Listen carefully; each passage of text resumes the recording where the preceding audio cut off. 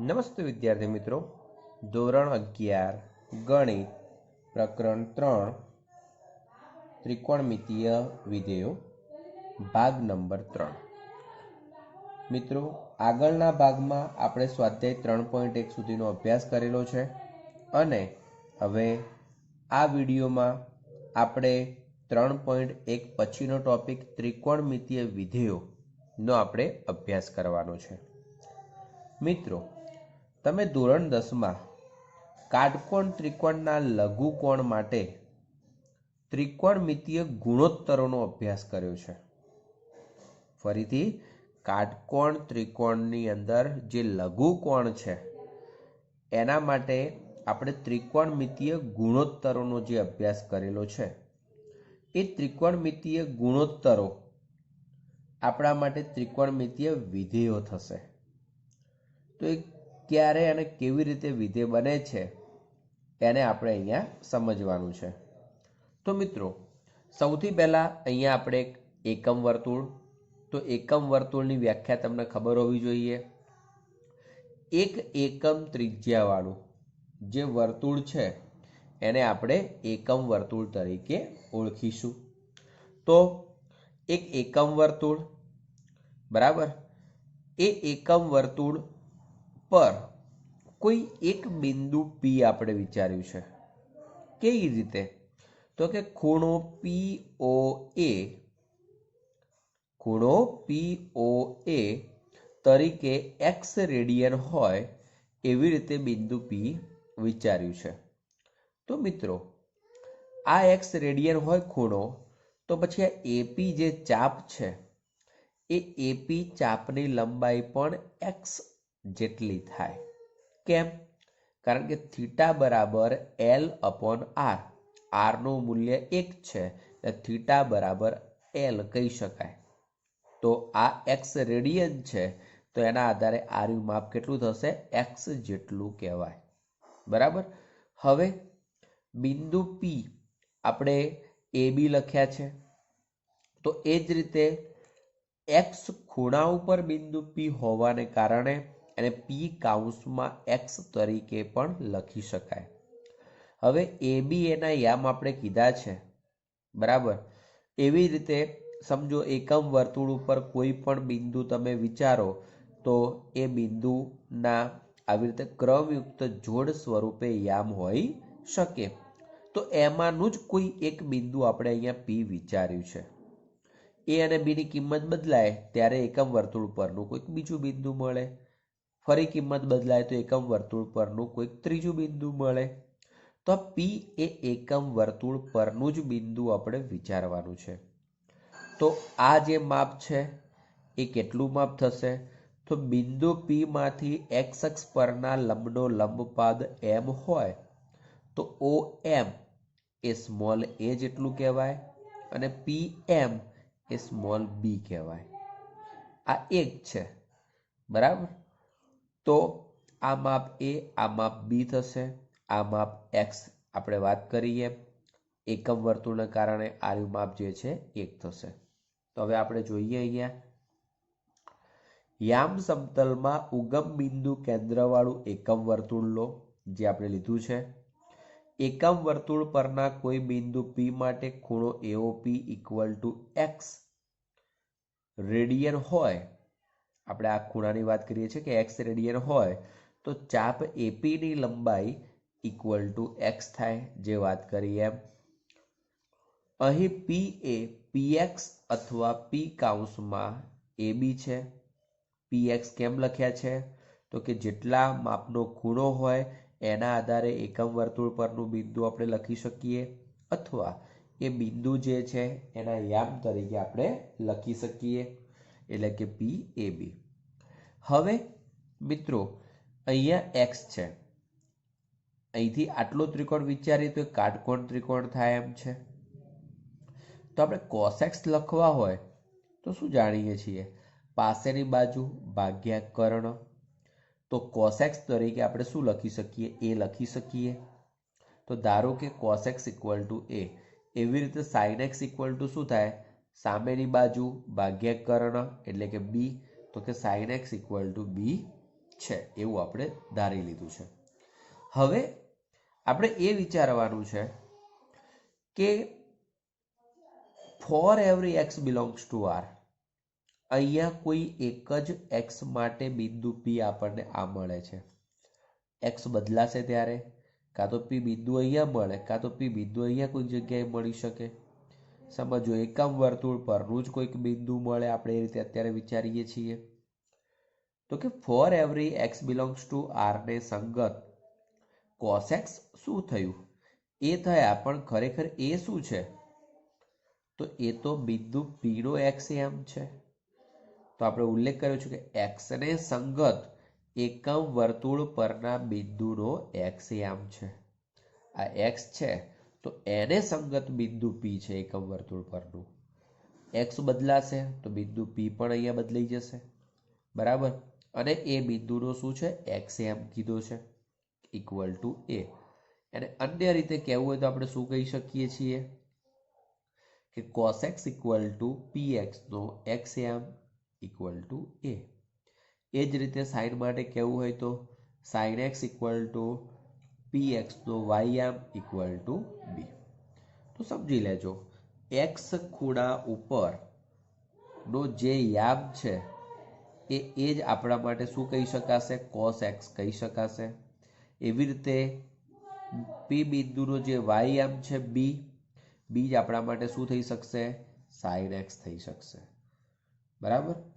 તો હવે આના ઉપરથી હું તમને એમ કહી શકું કે જે આકૃતિ છે એ આકૃતિ માટે પી કાઉન્સમાં ab છે, તો એમાં પી કાઉન્સમાં cos x અલ્ફિરામ sin x પણ આપણે વિચારી શકીએ છીએ x ને કારણે. તો એ રીતે આપણે લઈ શકીએ છીએ, બરાબર. તો અહીંયા cos x અને sin x આપણે શું કર્યા? એકમ વર્તુળ પરના બિંદુ p ના xm અને ym તરીકે વ્યાખ્યાયિત કર્યા. તો આ જે cos x અને sin x છે એ એક પ્રકારનું વિધેય થઈ શકે, બરાબર. હવે આપણે અહીંયા ઉલ્લેખ કર્યો છે કે આકૃતિ પરથી બિંદુ p માંથી x અક્ષ પરનો લંબપાદ m હોય તો ત્રિકોણ OMP કેવો ત્રિકોણ થાય છે? કાટકોણ ત્રિકોણ. આજે વાત કરી હતી એ. તો કાટકોણ ત્રિકોણ છે તો પાયથાગોરસ નિયમ આપણે વિચારી શકીએ, એટલે કે a square plus b square equal to 1. Okay. હવે એ તરીકે cos છે એટલે કે cos square x plus sin square x equal two 1 થાય. મિત્રો, એક નિત્યસમ છે જે તમે ધોરણ 10માં ડાયરેક્ટ શીખ્યા છો, પરંતુ અહીંયા આપણે એમ જોઈએ કે એની સાબિતી આપી દીધી છે, બરાબર. તો આ એક નિત્યસમ for every x belongs to R માટે આપણને મળે. હવે આપણે એક નોંધ તરીકે અહીંયા ઉલ્લેખ કર્યો છે કે ઉપરની આકૃતિમાં x ખૂણો લીધો છે, પરંતુ x તરીકે 0 હોય, એટલે કે ખૂણો AOA ઇક્વલ ટુ 0 ને સંગત એકમ વર્તુળ પરનું બિંદુ શોધવા માટે આપણને એટલી ખબર પડે કે આ P જે છે એ હવે ત્યાં નથી વિચારવાના, આ જગ્યાએ વિચારવાના છે. તો ખૂણો કેટલાનો થવાનો? 0 નો થવાનો. તો 0 નો થાય તો એ વખતે આ બિંદુના યામ કયા થઈ શકે? તો જેવી રીતે આ ઉપર શીખ્યા છીએ કે x ની જગ્યાએ હવે કેટલા મૂકી દેવાના છે? 0 મૂકી દેવાના છે. તો કે cos 0 ઇક્વલ ટુ a, જેવી રીતે cos x equal to a શીખ્યા હતા ને એ રીતે. હવે cos 0 નું મૂલ્ય તો કેટલું થાય છે? 1 થાય છે. તો કે a નું મૂલ્ય 1. એવી રીતે sin 0 ઇક્વલ ટુ b, તો કે b નું મૂલ્ય 0. તો આનો મતલબ એવો થયો કે બિંદુ a ના યામ 1 0 થાય. ક્લિયર? એકમ વર્તુળ છે એ રીતે વિચારીએ તો આમ પણ x અક્ષ ઉપર એનો x યામ 1 થશે અને એનો y યામ 0 થશે. ચલો એવી જ રીતે અહીંથી આટલો આપણે ખૂણો વિચારીએ તો એ આખો ખૂણો 90 નો થાય. તો 90 માટે બિંદુ કયું મળશે? 0 1 મળશે. ચલો એવી રીતે અહીંથી આટલા સુધી આપણે વિચારીએ તો ખૂણો 180 કહેવાય, એટલે કે પાઈ કહેવાય. તો પાઈ માટે બિંદુ -1 0. ચલો એવી રીતે અહીંથી છે આટલા સુધીનો વિચાર કરીએ તો ખૂણો 3π/2 કહેવાય. તો એ વખતે આપણને 0 - 1 મળે છે. અને અહીંથી આખું પૂર્ણ પરિભ્રમણ કરીએ છીએ એટલે કે 2π નો ખૂણો બને ત્યારે પાછું શું મળી જાય છે? 1 0 મળે છે. તો આનો મતલબ એ થયો કે હવે કે 0 માટે જે ખૂણો મળતો હતો એનો એ જ અથવા સોરી જે બિંદુના યામ મળે છે એના એ જ 2π માટે પણ મળે છે. ક્લિયર? તો આપણે એને સમજી લઈએ. તો કે એક પૂર્ણ પરિભ્રમણ દ્વારા વર્તુળના કેન્દ્ર આગળ બનતો ખૂણો કેટલો થવાનો? 2π રેડિયન હોવાથી ખૂણો AOB = π/2 અને ખૂણો AOC = π અને ખૂણો AOD = 3π/2 જે અહીંયા વિચાર્યા છે તે AOB એટલે આ ખૂણો, ચલો એવી રીતે AOC એટલે અહીંથી આખો ખૂણો અને AOD, પરંતુ મિત્રો આપણે ઘડિયાળના કાંટાની વિરુદ્ધ દિશામાં ખૂણો વિચારવાનો છે, બરાબર છે? તો એ થશે 3π/2 કહેવાય. ઓકે, હવે આ π/2 ના પૂર્ણાંક ગુણિત માપવાળા ખૂણાઓને શું કહેવાય છે? પાદકોણ કહેવાય છે. π/2 ના પૂર્ણાંક ગુણિત માપવાળા ખૂણાઓને પાદકોણ કહેવાય છે. તો એ જ રીતે જો P બિંદુથી એક પૂર્ણ પરિભ્રમણ કરીએ તો આપણે પાછા એ જ બિંદુ P પર પહોંચીએ છીએ. જોઈ લેજો, P થી શરૂ કરીએ અને એક પૂર્ણ પરિભ્રમણ કરીએ તો પાછા કયો અવાય? P ઉપર જ અવાય. P ઉપર પહોંચીએ. આમ જો x એ 2π ના પૂર્ણાંક ગુણાંકમાં વધે કે ઘટે તો સાઇન અને કોસાઇન વિધેયોના મૂલ્યો બદલાતા નથી. એટલે કે આ જે x ખૂણો હતો એ x રાખીએ અથવા x પાયમાં 2π ઉમેરીએ કે ફરીથી 2π ઉમેરીએ કે ફરીથી 2π ઉમેરીએ, યા તો x માંથી 2π બાદ કરીએ, યા તો ફરીથી 2π બાદ કરીએ, યા તો ફરીથી 2π બાદ કરીએ, તો કે પૂર્ણાંક ગુણક 2π ના પૂર્ણાંક ગુણક, પૂર્ણાંક એટલે કે 1 2 3 0 -1 -2 -3 આ બધી સંખ્યાઓ, તો કે 2π ના પૂર્ણાંક ગુણક વાળું પદ ઉમેરીએ કાં તો બાદ કરીએ તો જે ખૂણો છે ખૂણો બદલાશે પરંતુ કોસ અને સાઇનનું મૂલ્ય બદલાતું નથી. બરાબર? તો હવે આનો મતલબ એવો થયો કે sin 2nπ + x = sin x, એટલે કે જે x માટેનું જે મૂલ્ય મળે છે એ જ મૂલ્ય કોના માટે મળશે? 2nπ + x માટે પણ મળશે. એવી રીતે -2nπ + x માટે પણ મળે. એટલે અહીંયા n belongs to z લઈ લીધા છે. એટલે n ધન પણ હોઈ શકે યા ઋણ પણ હોઈ શકે. ચલો એવી રીતે cos 2nπ + x = cos x, n belongs to z. હવે મિત્રો આ જગ્યાએ આપણે થોડુંક એડ કરવાનું છે, તો એ એડ કરવાનું છે એને હું અલગ બતાવું છું, એ પણ તમે સાથે સાથે એડ કરી દેજો. હવે એમ કહી શકું કે સાઇન અને કોસ બંને માટેનું આવર્તમાન અથવા મુખ્ય આવર્તમાન એ 2π છે. કેમ? કારણ કે 2π ના ગુણકવાળું પદ વધે છે કે ઘટે છે તો સાઇન કે કોસના મૂલ્યમાં કોઈ ફેરફાર થતો નથી. તો 2π એ શું કહેવાશે? સાઇન અને કોસનું આવર્તમાન કહેવાય. હવે સાઇન અને કોસ તો આપણે આ જગ્યાએ મિત્રો અહીંયા હું અલગ બતાવું છું, એ તમારે બધું લખવાનું છે. આ તો બધું લખવાનું જ છે પણ વચ્ચેના ભાગે આ પણ લખવાનું છે. એ આવું થશે કે માટે સાઇન અને કોસાઇન વિધેયનું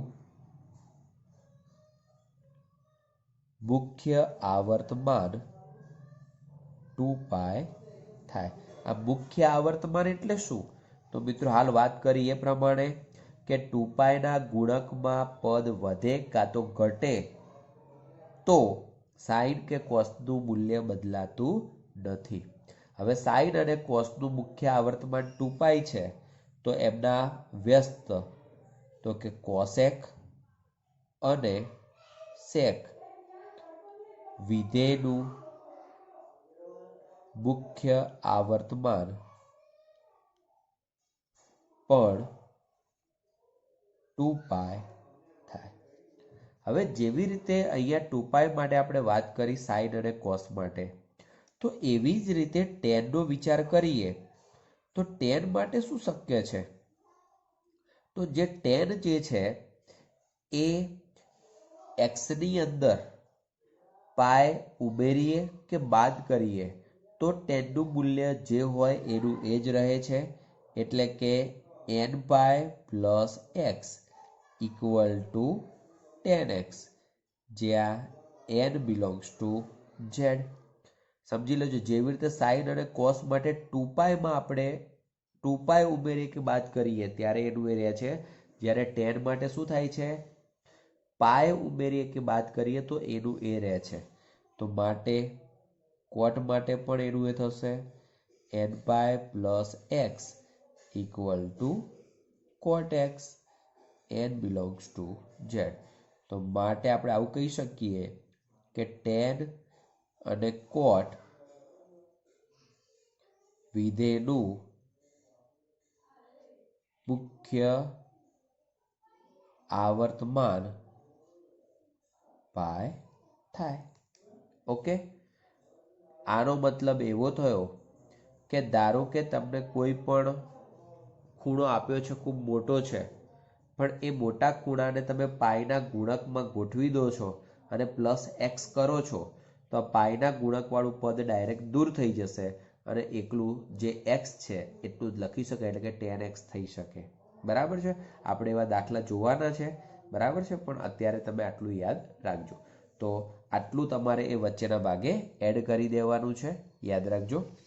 હવે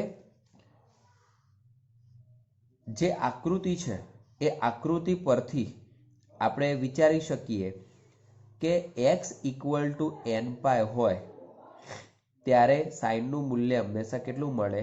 0.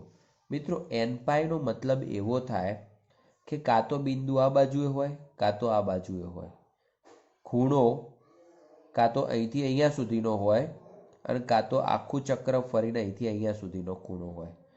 તો અહીંયા પણ સાઇનનું મૂલ્ય 0 છે, અહીંયા પણ સાઇનનું મૂલ્ય 0 છે. તો એનો મતલબ એવો થયો કે જો x ઇક્વલ ટુ n પાય હોય ત્યારે સાઇન એક્સ કેટલા મળશે? હંમેશા 0 મળશે. ચલો, એવી જ રીતે તમે કોસ જુઓ તો અહીંયા અને અહીંયા કોસનું મૂલ્ય 0 મળે છે. તો આ જગ્યાએ એટલે શું થયું? તો π/2 અને આ જગ્યાનો વિચારીએ તો π/2 નો અયુગ્મ ગુણિત કહેવાય, કારણ કે આ રહ્યું પદ π/2, આ પદ 3π/2, ફરી ઉપરનું 5π/2, ફરી આ રહ્યું નીચેનું 7π/2. તો π/2 ના ગુણક તરીકે અયુગ્મ પદો છે. તો જ્યારે અયુગ્મ પદો હોય એટલે કે x equal to 2n plus 1 π/2 હોય ત્યારે cos x નું મૂલ્ય કેટલું થશે? 0 થાય, 0 થશે. તો આનો મતલબ એવો કહેવાય કે સાઇન એક્સ અથવા સાઇન વિધેયના શૂન્યનો ગણ આપણે કહેવો હોય તો એ n pi n belongs two z કહી શકાય, અને કોસ વિધેયના શૂન્યનો ગણ આપણે કહેવો હોય તો 2n પ્લસ 1 π/2 અલ્પવિરામ n બિલોંગ્સ ટુ z કહી શકાય. તો આ રીતે આપણને સાઇન અને કોસ ના મૂલ્યો ક્યારે 0 મળે અથવા કયા x માટે 0 મળે એ વસ્તુ અહીંયા આપી છે. તો આને આધારે આપણે એટલું ઉલ્લેખ કરવો હોય તો કરી શકીએ છીએ. તો તમે આ જગ્યાએ એક નવું બીજું વાક્ય એડ કરી દેજો કે માટે સાઇનના શૂન્યોનો ગણ n pi n belongs two z અને કોસના શૂન્યોનો ગણ 2n plus 1 π/2 n belongs two z. તો આ રીતે આપણે બંનેના શૂન્યોના ગણ પણ ઉલ્લેખ કરી શકીએ છીએ. હવે અહીંયા લખ્યું છે કે n પાય એટલે શું? તો 0 પ્લસ ઓર માઇનસ પાય હોય, પ્લસ ઓર માઇનસ 2π હોય, પ્લસ ઓર માઇનસ 3π હોય. 2n પ્લસ 1 π/2 એટલે શું? એટલે કયા કયા ખૂણા એમ? તો કે પ્લસ π/2 હોય કે માઇનસ π/2 હોય, પ્લસ 3π/2 હોય કે માઇનસ 3π/2 હોય, એવી રીતે પ્લસ 5π/2 હોય કે માઇનસ 5π/2 હોય, જે હોય તે. ચલો હવે એના પછી કોસેક એ શું કોણ છે? સાઈનનું વ્યસ્ત છે. તો મિત્રો સાઈનનું વ્યસ્ત હોય તો આમ બધા જ એક્સ ચાલે, પરંતુ એક્સ એ એન પાય સ્વરૂપના ચાલશે નહીં. કેમ? કારણ કે એન પાય માટે સાઈન કેવા થઈ જાય છે? 0 થઈ જાય છે. અને છેદમાં 0 હોય તો પદ શું થઈ જશે? અવ્યાખ્યાયિત થઈ જાય. એનો મતલબ કોસેક માટે એક્સ બિલોંગ્સ ટુ આર, પણ આરમાંથી N pi N belongs to Z આપણે શું કરી દેવું પડે? બાદ કરી દેવું પડે. એટલે તમે અત્યારે આટલું યાદ રાખો, આપણે એમના પ્રદેશનો અભ્યાસ કરીશું એ વખતે એનો ઉલ્લેખ કરી દઈશું. ચલો સેક એક્સ, તો સેક એક્સ એટલે 1 કોસ એક્સ. તો હવે કોસનું મૂલ્ય જેના માટે 0 થતું હોય એ એક્સ એની અંદર ચાલે નહીં. તો કે x does not equal to 2n + 1π/2 n belongs to Z. ચલો એવી રીતે tan x આપણે વિચારીએ તો tan x એટલે શું થાય? તો tan x = sin cos, જે પણ આપણે 10મા ધોરણમાં શીખેલા જ છીએ. એમાં છેદમાં cos આવે છે તો cosનું મૂલ્ય 0 ન થાય એવું. એનો મતલબ કે x does not equal to 2n + 1π/2 n belongs to Z. ચલો એ જ રીતે કોટ આપણે વિચારીએ તો કોટ શું થાય? cos ભાગ્યા sin, એ પણ સૂત્ર આપણને ખબર છે, જે 10મામાં શીખ્યા છીએ. એમાં છેદમાં સાઈન આવે છે તો સાઈનનું મૂલ્ય 0 થતું હોય એ બધી એક્સની કિંમતો બાદ કરવી પડે. એટલે કે x does not equal to n pi n belongs to Z. તો આ રીતે આપણે સાઈન અને કોસ ઉપરથી બીજા 4 ત્રિકોણમિતીય વિધેયો સમજી શકીએ છીએ, વિચારી શકીએ છીએ. ક્લિયર? ચલો હવે આપણે જે નિત્યસમ મેળવ્યું હતું sin² x + cos² x = 1. હવે આ નિત્યસમને જો cos² વડે ભાગવામાં આવે, cos² x વડે, તો આપણને આવું નિત્યસમ મળે છે 1 + tan² x = sec² x. અને જો આ જ નિત્યસમને જો sin² x વડે ભાગવામાં આવે તો આપણને મળે છે 1 + cot² x = cosec² x. તો આ 3 નિત્યસમો છે એ આ પહેલા નિત્યસમ ઉપરથી જ મળે છે. તો આ નિત્યસમો પણ તમે ધોરણ 10માં અભ્યાસ કરી ચૂક્યા છો. બસ એના એ જ છે, એટલે ટૂંકમાં તમારે એ સૂત્રો ફરીથી યાદ કરવા પડશે. sin² + cos² = 1, 1 + tan² = sec², અને 1 + cot² = cosec² કહી શકાય. ક્લિયર?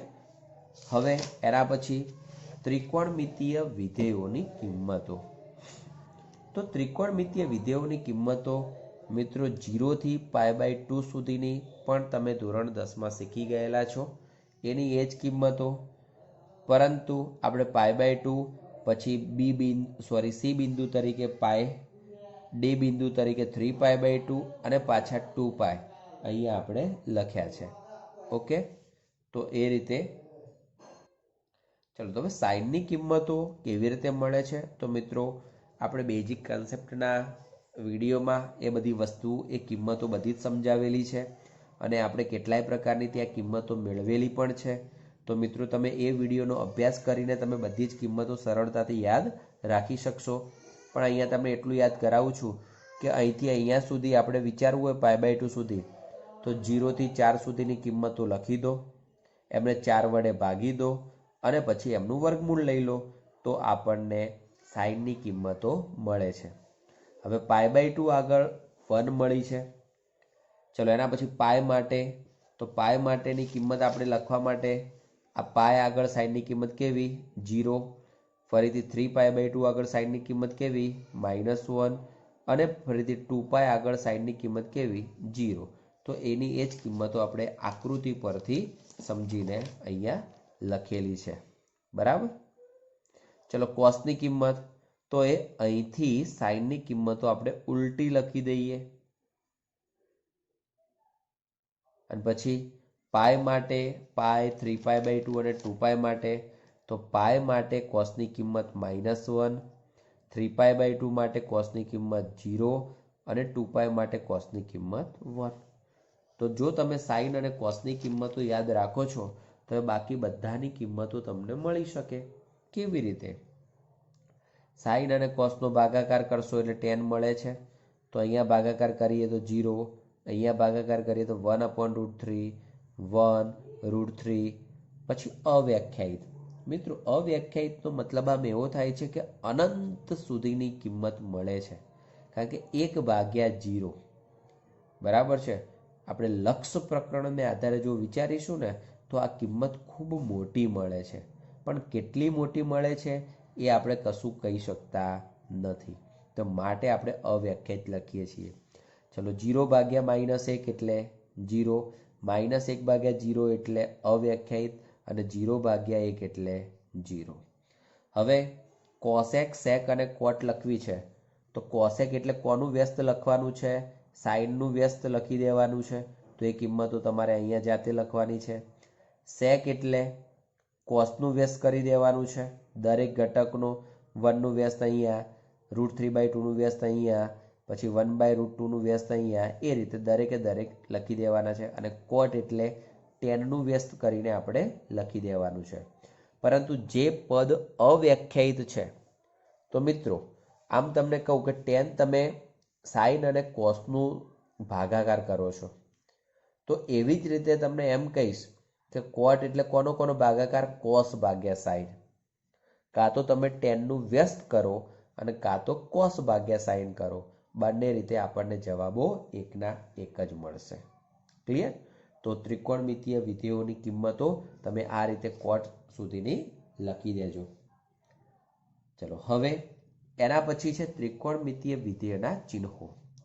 હવે મિત્રો ચિહ્નો માટે સૌથી પહેલા આ જે વર્તુળ દોરેલું છે એને યાદ કરો કે અહીંયા ખૂણો x બતાવ્યો છે, x પોતે ધન છે, તો x પોતે ધન હોય, બરાબર છે, 0 થી 90 સુધીમાં, તો કોસનું મૂલ્ય અને સાઈનનું મૂલ્ય 0 થી 90 સુધીમાં કોસ અને સાઈન બંનેના મૂલ્યો અહીંયા કેવા રહે છે?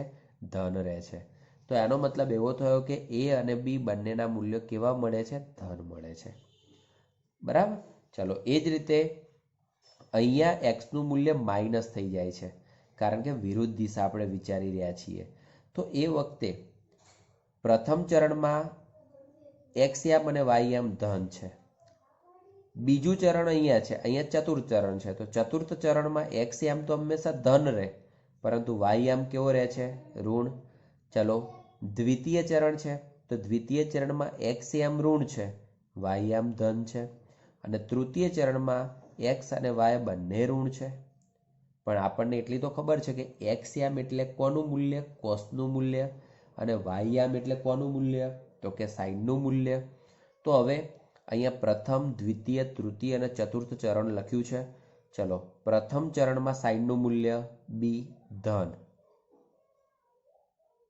ચાલો એવી રીતે બીજા ચરણમાં સાઈનનું મૂલ્ય, તો ત્યાં પણ ધન. તૃતીય ચરણમાં સાઈનનું મૂલ્ય -b થયું છે, એટલે કે માઇનસ. અને ચતુર્થમાં પણ -b થયું છે, એટલે માઇનસ. ચાલો એવી રીતે કોસ માટે વિચારીએ તો પ્રથમ ચરણમાં એક્સ યામ પોતે ધન છે, એટલે કોસ ધન. ચલો બીજા ચરણમાં એક્સ યામ પોતે ઋણ છે, એટલે કોસ માઇનસ. ચલો ત્રીજા ચરણમાં એક્સ યામ ઋણ છે, એટલે ફરી માઇનસ. અને ચોથા ચરણમાં એક્સ યામ ધન છે, એટલે કોસ પોતે ધન. હવે tan માટે આ બંનેનો ભાગાકાર પ્લસ અને પ્લસનો ભાગાકાર પ્લસ, પ્લસ અને માઇનસનો ભાગાકાર માઇનસ, માઇનસ અને માઇનસનો ભાગાકાર પ્લસ, માઇનસ અને પ્લસનો ભાગાકાર માઇનસ. ચલો હવે જેવું સાઈન હોય તો એનું વ્યસ્ત પણ આપણને એવું જ મળે, જેવું કોસ હોય તો એનું વ્યસ્ત પણ આપણને એવું જ મળે, અને જેવું tan હોય તો tanનું વ્યસ્ત અહીંયા કોટ તરીકે મળશે. તો આ પ્રમાણે દરેક ત્રિકોણમિતીય વિધેયનું દરેક ચરણમાં કિંમત ધન છે કે ઋણ છે એ આપણે આ કોઠાને આધારે સમજી શકીએ છીએ. અને બીજી રીતે તમને એમ કહી શકું કે ઓલ એસટીસી નિયમ, મતલબ ઓલ એટલે પ્રથમ ચરણમાં બધા જ ધન, ચલો બીજા ચરણમાં સાઈન અને તેનું વ્યસ્ત ધન, ત્રીજા ચરણમાં ટેન અને તેનું વ્યસ્ત ધન, અને ચતુર્થ ચરણમાં કોસ અને તેનું વ્યસ્ત ધન. તો ઓલેસ્ટીસી નિયમ પ્રમાણે જો તમે વિચારશો તો પ્રથમ ચરણમાં બધા જ ધન, બીજા ચરણમાં સાઇન અને તેનું વ્યસ્ત કોસેક ધન, ત્રીજા ચરણમાં ટેન અને તેનું વ્યસ્ત કોટ ધન, ચોથા ચરણમાં કોસ અને તેનું વ્યસ્ત સેક ધન. તો ઓલેસ્ટીસી નિયમ પ્રમાણે જો તમે યાદ રાખશો તો તમને આ બધી જ કિંમતો ક્યારે કયા ચરણમાં કયું ત્રિકોણમિતીય વિધેય ધન છે, કયું ત્રિકોણમિતીય વિધેય ઋણ છે, એનો ખ્યાલ આપણને મળશે. તો એ પણ આપણે બેઝિક કન્સેપ્ટમાં શીખી ગયેલા છીએ. ચલો હવે એના પછીનો ટોપિક જે છે તે ત્રિકોણમિતીય વિધેયોના પ્રદેશ અને વિસ્તાર. તો અહીંયા 6 ત્રિકોણમિતીય વિધેયો લખ્યા છે. એ 6 ત્રિકોણમિતીય વિધેયો માટે પ્રદેશનો વિચાર કરીએ તો સાઇન અને કોસનો પ્રદેશ આર છે. હવે ટેનનો પ્રદેશ આપણે વિચારવો હોય તો સાઇન અને કોસનો પ્રદેશ આર છે, તો ટેનનો પ્રદેશ આર તો ખરો જ, પરંતુ ટેનની અંદર છેદમાં કોસ આવે છે. આપણે આગળ પણ સમજી ગયા કે ટેન જ્યારે હોય ત્યારે એક્સ તરીકે કઈ કિંમતો ચાલતી નથી, 2n+1 π/2 ચાલતી નથી. તો 2n+1 π/2 આપણે શું કરવા પડે? બાદ કરવા પડે. કેમ? કારણ કે 2n+1 π/2 n belongs to Z.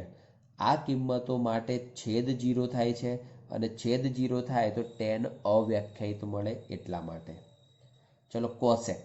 તો કોસેકની અંદર છેદમાં કોણ આવે? સાઇન આવે.